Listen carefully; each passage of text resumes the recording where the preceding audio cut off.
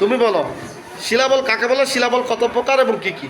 ওয়াজে যে অংশ রয়েছে আবার আবার কখনো ভাগ ভাগ করে ইংরেজি উচ্চারণ করা হয় তাকে সিলাবল বলে। ইংরেজি উচ্চারণের চার ভাগে ভাগ করা হয়েছে, যথা মনোসিলেবল, ডাইসিলেবল, ট্রাইসিলেবল এবং পলিসিলেবল। ধন্যবাদ, অনেক অনেক ধন্যবাদ। তোমার নাম কি? আয়শা আশরাফ, কোন ক্লাসে পড়ো? কোন স্কুলে পড়ো? Prabah brigade girl high school. Prabhab brigade and girls high school, Hatnaga, Naogaon. ধন্যবাদ আয়শা মনিকে।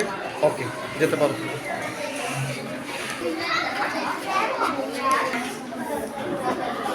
আজ 6ই মার্চ 2025 খ্রিস্টাব্দ।